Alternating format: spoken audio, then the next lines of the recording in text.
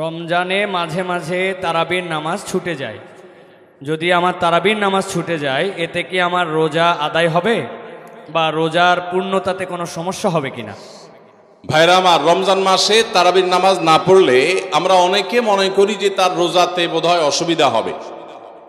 এটা সম্পূর্ণ ভুল ধারণা। তারাবি একটা ইবাদত, রমজানের রোজাটা আরেকটা ইবাদত।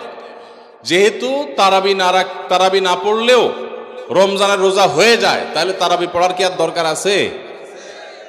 কেন? রোজা তো হয়ে যাবে। আলাদা ইবাদত। রোজা রাখা একটা ইবাদত, তারাবি পড়াটা আরেকটা ইবাদত। নবী করিম সাল্লাল্লাহু আলাইহি সাল্লাম একই হাদিসে দুটি কথা বলেছেন, মান কামা রমাদানা ঈমানান ওয়া ইহতিসাবান গুফিরা লাহু মা তাকাদ্দামা মিন যামবি। একই হাদিসে বলেছেন, মান সামা রমাদানা ঈমানান ওয়া ইহতিসাবান গুফিরা লাহু মা তাকাদ্দামা মিন যামবি।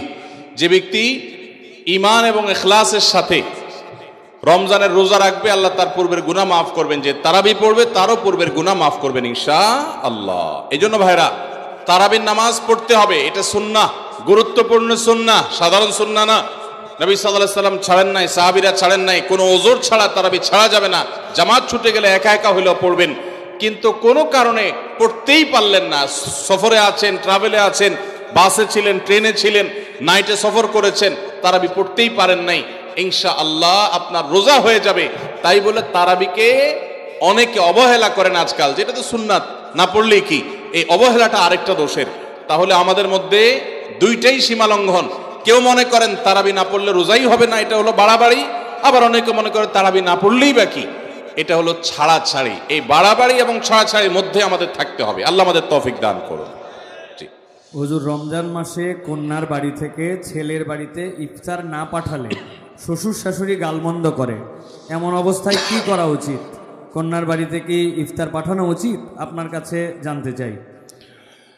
ভাইরা আমার, আমাদের সমাজে বহুল প্রচলিত, বহুল প্রতিষ্ঠিত কুসংস্কারগুলোর মধ্যে থেকে একটি হলো এটি যে মেয়ের বাবার বাড়ি থেকে রমজান আসলে ইফতারের বিভিন্ন আইটেমের জন্য ছেলে, ছেলের মা, ছেলের বাবা, ছেলের গোষ্ঠী, ছেলের বিভিন্ন মহিলারা, ওই ফ্যামিলির তারা অপেক্ষায় থাকে। আল্লাহর জমিনে যদি 10টা নিকৃষ্টতম ছোট লোকই থাকে, তার একটা হলো এইটা। যুবক ভাইরা, কোন যুবক হাত তুলে বলতে পারবেন যে আমার শ্বশুরবাড়ি থেকে রমজান উপলক্ষে এরকম কোন ভিক্ষাবৃত্তি আমরা করতে দেই নাই? বলতে পারবেন কেউ? দেখি কার কার বুকে পাটা বল আছে, হাত তোলেন। হয় নাই যাদের।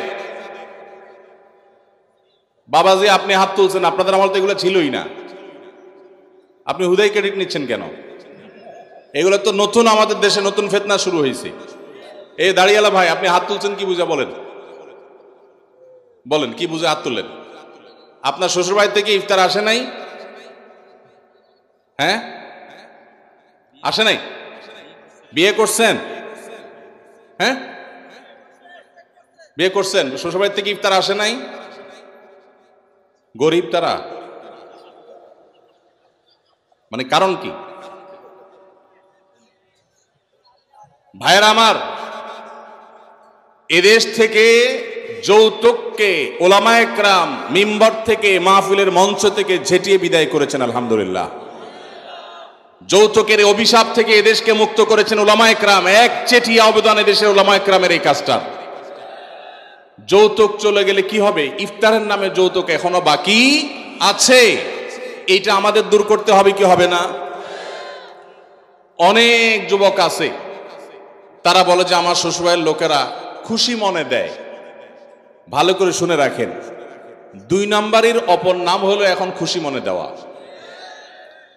ঘুষখোর সেও বলে খুশি হয়ে দিস, যৌতুকখোর সেও বলে বেহিসাব খুশি হয়ে দিস। শুধু খুশি হয়ে